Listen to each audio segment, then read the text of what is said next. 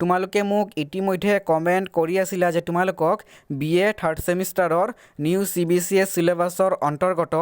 Assamese অৰ্থাৎ অসমীয়া MIL 1 প্ৰাচীন অসমীয়া সাহিত্য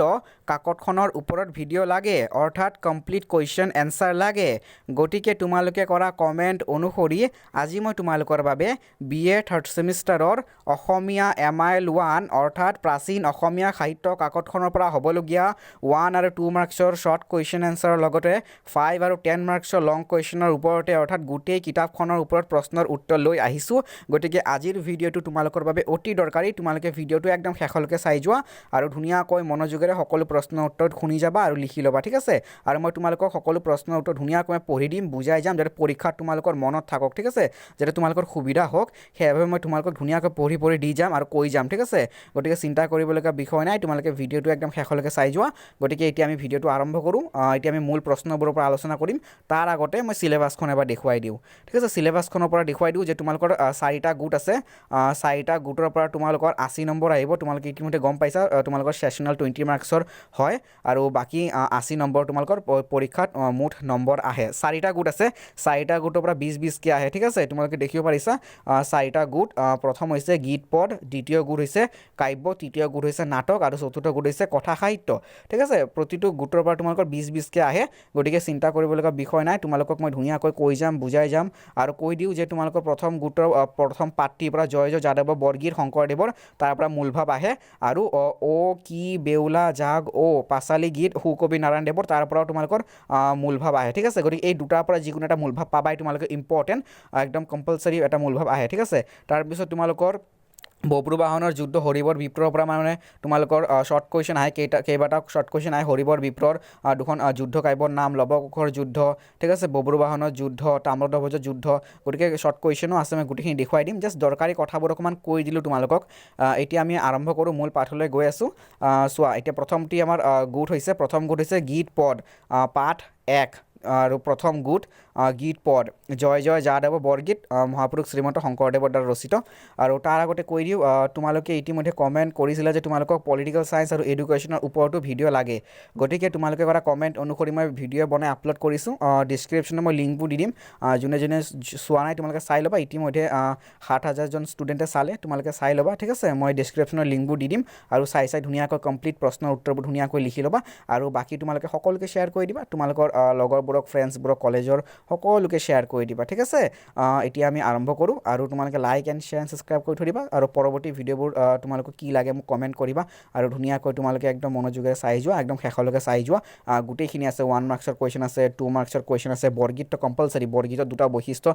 প্ৰতিবাৰে আহে, ঠিক আছে। তাৰপিছত তোমালোকৰ বৰগীতৰ বিষয়বস্তু কেইটা ভাগত ভাগ কৰিব পাৰি, তাৰপিছত তোমালোকৰ প্ৰাৰ্থনা প্ৰধান বৰগীতৰ বিষয়ে লিখা চমুটোকা আহে। গতিকে এতিয়া আমি আৰম্ভ কৰোঁ মূল পাঠৰ পৰা। মই এইখিনি দেখুৱাই দিলোঁ, ইম্পৰ্টেণ্ট কথা আছিলে অকণমান কৈ দিলোঁ। চোৱা, এতিয়া আমাৰ প্ৰথমতে আমি আলোচনা কৰিম 1 নম্বৰী প্ৰশ্নৰ পৰা। আমি ইতিমধ্যে গম পাইছোঁ যে অতি চমু প্ৰশ্ন উত্তৰ মহাপুৰুষ শ্ৰীমন্ত শংকৰদেৱৰ কোন চনত জন্ম হৈছিলে। আমি সকলোৱে জানো যে 1449 চনত হৈছিলে তেওঁৰ জন্ম, ঠিক আছে। তাৰপিছত দ্বিতীয়টো হৈছে যে মহাপুৰুষ শ্ৰীমন্ত শংকৰদেৱে কোন স্থানত ইহলীলা সম্বৰণ কৰে, মনত ৰাখিবা। তেওঁ কোচবিহাৰৰ ভেলা মধুপুৰত ইহলীলা সম্বৰণ কৰে, অ'কে। তাৰপিছত দ্বিতীয় প্ৰশ্ন হ'ল আমাৰ তৃতীয় প্ৰশ্ন, এতিয়া আলোচনা কৰিম 3 নম্বৰটো। মহাপুৰুষ শংকৰদেৱৰ সাহিত্য প্ৰতিভাৰ উজ্জ্বল নিদৰ্শন স্বৰূপ গ্ৰন্থখনৰ নাম কি আছিলে? কীৰ্তন ঘোষা আছিলে। তোমালোকে ইতিমধ্যে গম পাইছে যে কীৰ্তন ঘোষা মহাপুৰুষ শ্ৰীমন্ত শংকৰদেৱৰ জীৱনৰ কীৰ্তিস্তম্ভ। এতিয়া আমি 4 নম্বৰটো পঢ়িম। চোৱা, আলোচনা কৰিম যে কোন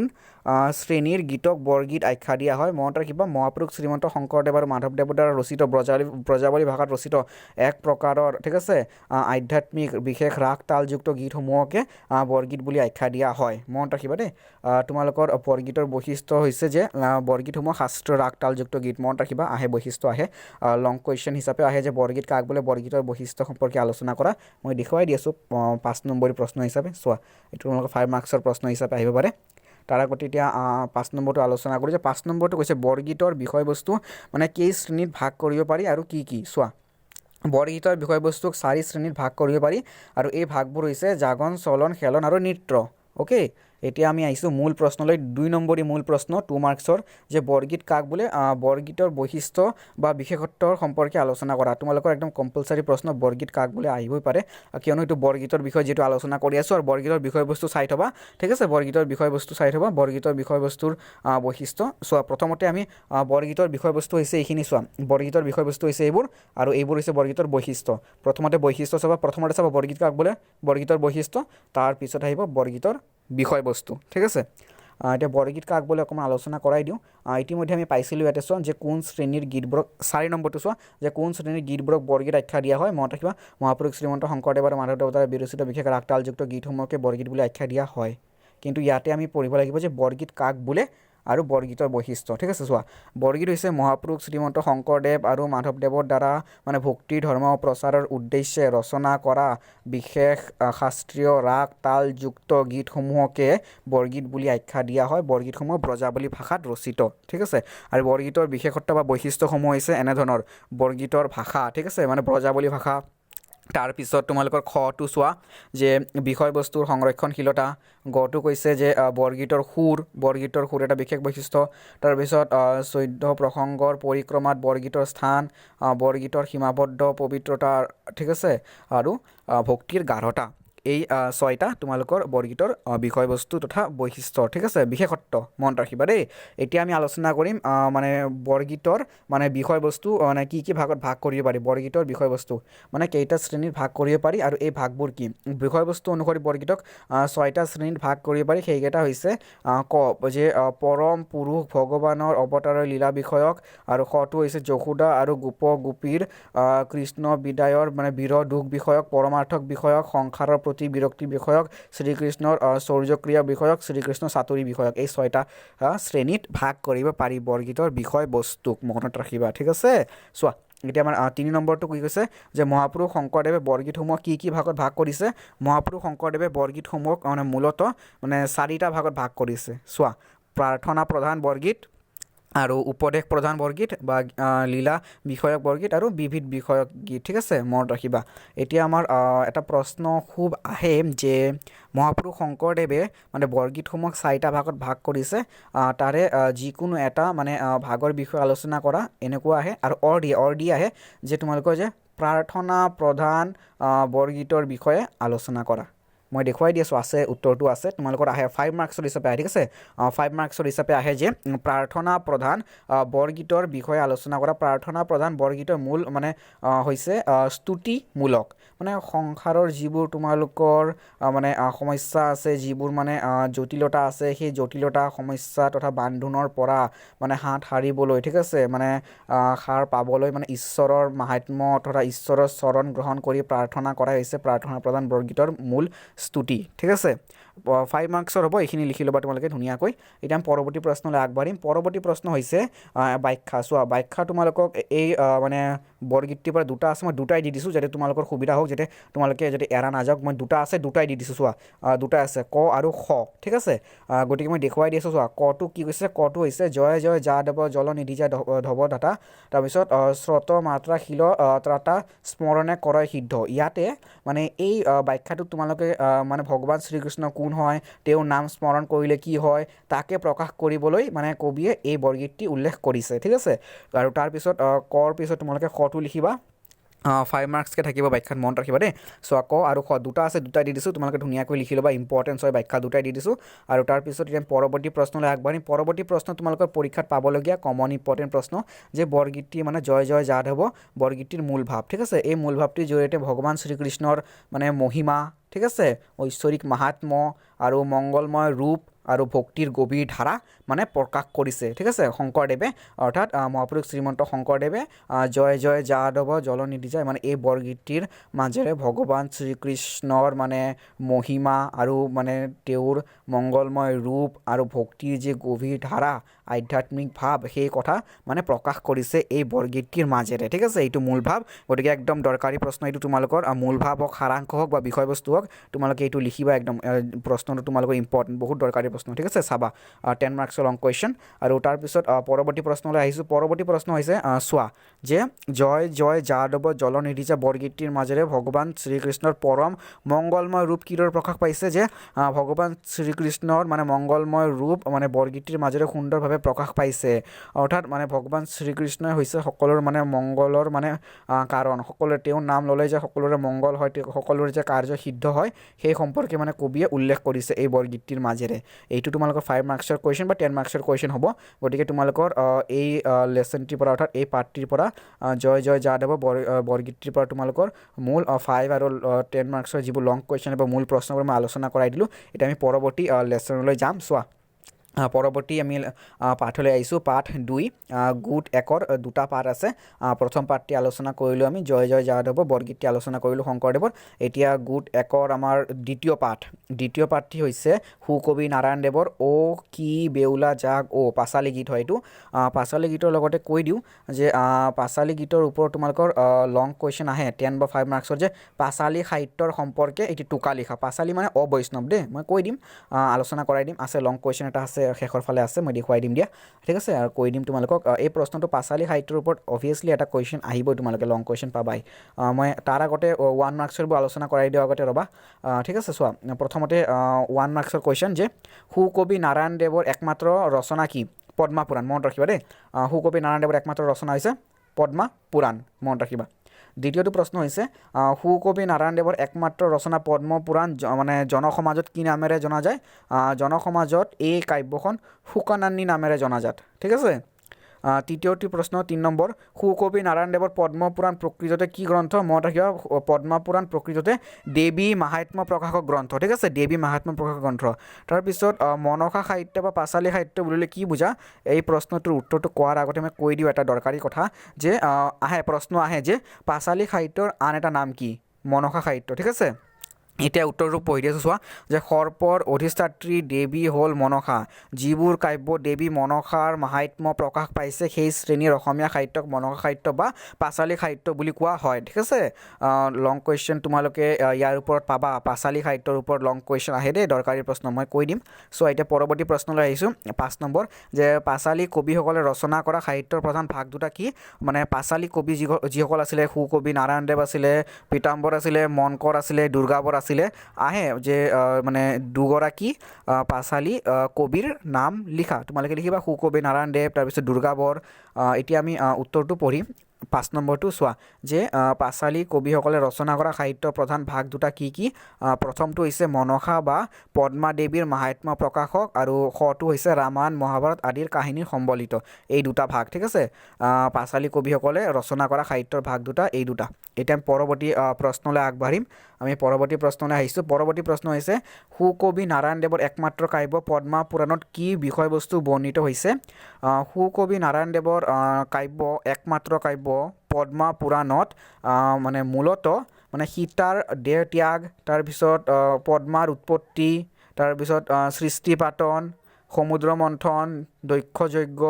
শিৱ পাৰ্বতীৰ বিবাহ কাৰ্তিকৰ জন্ম তাৰকাসুৰ বধ মানে এইবোৰ সকলো কথা মানে উল্লেখ আছে পদ্মা পুৰাণত ঠিক আছে চ' এতিয়া পৰৱৰ্তী প্ৰশ্নলৈ আগবাঢ়িম আমি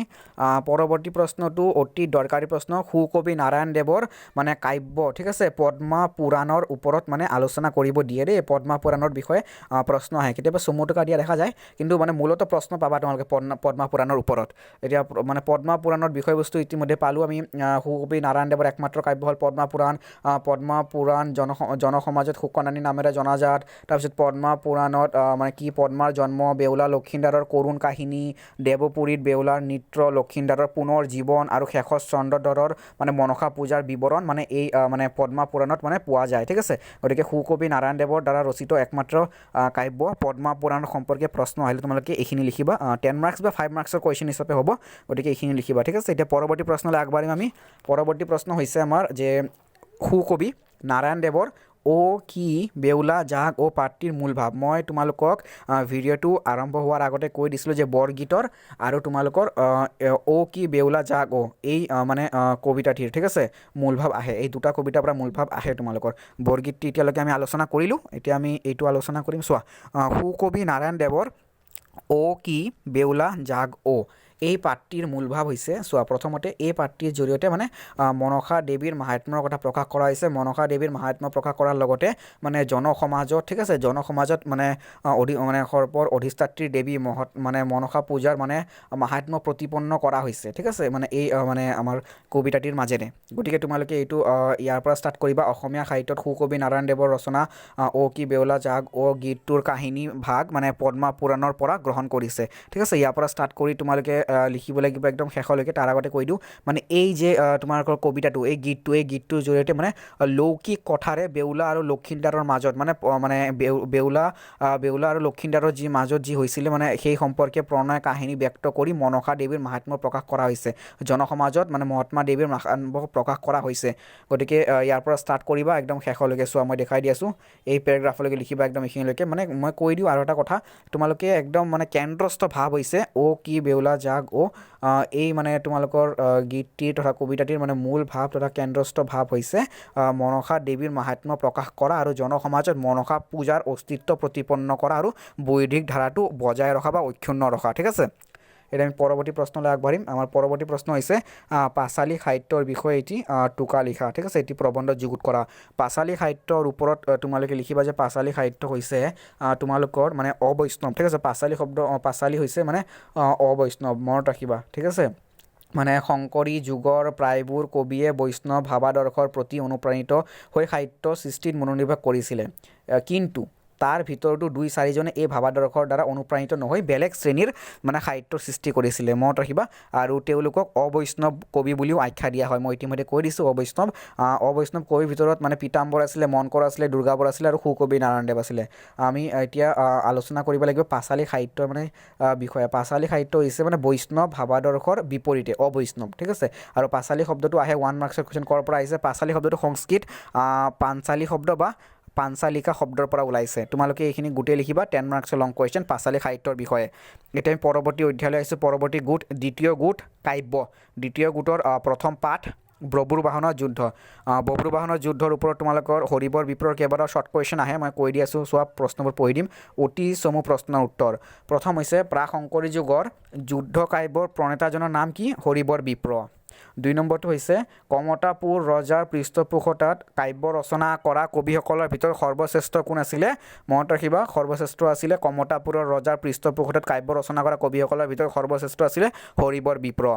3 নম্বৰটো হৈছে হৰিবৰ বিপ্ৰই ৰচনা কৰা বব্ৰুবাহনৰ যুদ্ধ তাম্ৰধ্বজৰ যুদ্ধ আৰু লৱকুশৰ যুদ্ধ এই কাব্য কেইখনেদি কবিয়ে কিহৰ মানে প্ৰশস্তি কৰিছে এই কাব্যকেইখনৰ জৰিয়তে বা মাজেদি কবিয়ে তৰুণ শক্তিৰ প্ৰশস্তি কৰিছে ঠিক আছে 4 নম্বৰটো যে লৱকুশৰ যুদ্ধ কাব্যখন কোনে ৰচনা কৰিছিলে হৰিবৰ বিপ্ৰই 5 নম্বৰটো লৱকুশৰ যুদ্ধ কাব্যখনৰ মূল বিষয়বস্তু ক'ৰ পৰা চয়ন কৰা হৈছে বা লোৱা হৈছে জৈমিনী অশ্বমেধ পৰ্বৰ পৰা ঠিক আছে 6 নম্বৰটো হৈছে যে বব্ৰুবাহনৰ যুদ্ধ কাব্যখন মহাভাৰতৰ কোন পৰ্বৰ কাহিনীৰ আধাৰত ৰচিত হৈছে মহাভাৰতৰ অশ্বমেধ পৰ্বত থকা কাহিনীৰ আধাৰত বব্ৰুবাহনৰ যুদ্ধৰ ৰচনা কৰা হৈছে 7 নম্বৰ হৰিবৰ বিপ্ৰই কেইখন কাব্য ৰচনা কৰিছিলে 3খন বব্ৰুবাহনৰ যুদ্ধ লৱকুশৰ যুদ্ধ আৰু তাম্ৰধ্বজৰ যুদ্ধ এতিয়া আমি পৰৱৰ্তী কুৱেশ্যনলৈ আগবাঢ়িম পৰৱৰ্তী প্ৰশ্ন হৈছে যে প্ৰাক শংকৰী যুগৰ যুদ্ধ কাব্য প্ৰণেতাজনৰ কাব্যকৃতিৰ বিষয়ে আলোচনা কৰা নাই বা প্ৰশ্নটো বেলেগ ধৰণে আহিব মই কৈ দিওঁ যে প্ৰাক শংকৰী যুগৰ কবি হৰিবৰ বিপ্ৰৰ কাব্যকৃতিৰ বা সাহিত্যকৃতিৰ সম্পৰ্কে আলোচনা কৰা প্ৰশ্নটো 2 ধৰণে হ'ব দে মনত ৰাখিবা চোৱা উত্তৰটো হৈছে যে প্ৰাক শংকৰী যুগৰ কাব্য যুদ্ধ কাব্য অৰ্থাৎ যুদ্ধ কাব্যৰ প্ৰণেতা হৰিবৰ বিপ্ৰৰ তোমালোকে কাব্যবোৰৰ নাম দিব লাগিব কাব্যপুথি এতিয়ালৈকে 3খন যে লৱকুশৰ যুদ্ধ বব্ৰুবাহনৰ যুদ্ধ আৰু তাম্ৰধ্বজৰ যুদ্ধ এই 3খন কাব্যৰে মানে বিষয়বস্তু জৈমিনী ঋষিৰ ৰচিত মহাভাৰতৰ অশ্বমেধ পৰ্বৰ পৰা লোৱা হৈছে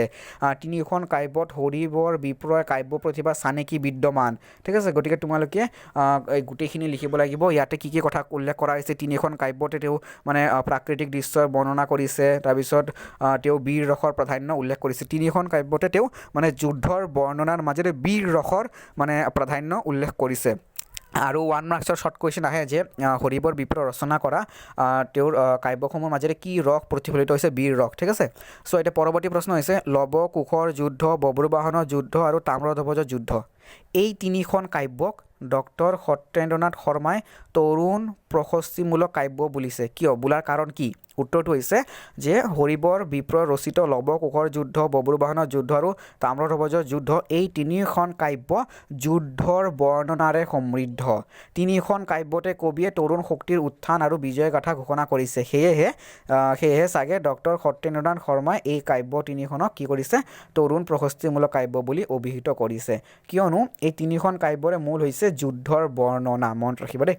এটা পৰৱৰ্তী প্ৰশ্নলৈ আগবাঢ়িম আমি পৰৱৰ্তী প্ৰশ্নলৈ আগবাঢ়িছো চোৱা যে হৰিবৰ বিপ্ৰৰ ৰচনাৰ ভাষা কেনেকুৱা আছিলে আৰু পৰৱৰ্তী প্ৰশ্ন হৈছে হৰিবৰ বিপ্ৰৰ সাহিত্যত কিদৰে সামাজিক চিত্ৰ ফুটি উঠিছে এই দুটাৰ পৰা এটা প্ৰশ্ন পৰীক্ষাত আহিবলগীয়া একদম দৰকাৰী প্ৰশ্ন চোৱা যে তোমালোকৰ প্ৰথমতে আমি ইতিমধ্যে হৰিবৰ বিপ্ৰৰ আমি মানে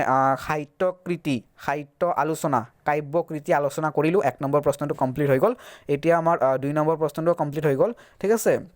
3 নম্বৰ প্ৰশ্নটো হৰিবৰ বিপ্ৰৰ ভাষাৰ ওপৰত আছে দেই হৰিবৰ বিপ্ৰৰ ভাষা হৰিবৰ বিপ্ৰৰ সাহিত্যৰ ভাষা কেনেকুৱা ৰচনাৰ ভাষা কেনেকুৱা ঠিক আছে তেওঁ কি কি ব্যৱহাৰ কৰিছে সেই সম্পৰ্কে আমি আলোচনা কৰিব লাগিব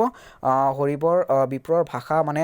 অতি শক্তিশালী আছিলে গোটেইখিনিতে উল্লেখ কৰিব লাগিব তেওঁ কি কি ক্ষেত্ৰত তেওঁ প্ৰতিবন্ধকতা উল্লেখ কৰা নাই তেওঁৰ জটিলতা নাছিলে তেওঁৰ ভাষাৰ গোটেইখিনি উল্লেখ কৰিব লাগিব ঠিক আছে আৰু তাৰপিছত মানে তেওঁ যি মানে ইকাৰান্ত শব্দ যোগ কৰিছে আকাৰ ইকাৰ যোগ কৰিছে সেইবোৰ অসমীয়া ভাষাৰ প্ৰাচীনতম লক্ষণ দেখা যায় অৰ্থাৎ তেওঁৰ সাহিত্যত মানে যিবোৰ আকাৰান্ত ইকাৰান্ত শব্দ যোগ কৰিছে সেইবোৰ মানে আগৰে প্ৰাচীন অসমীয়া সাহিত্যৰ মানে দেখা যায় প্ৰাচীন অসমীয়া ভাষাৰ মানে লক্ষণ ঠিক আছে মনত ৰাখিবা তাৰপিছত হৰিবৰ বিপ্ৰৰ সাহিত্য কৃতিত কিদৰে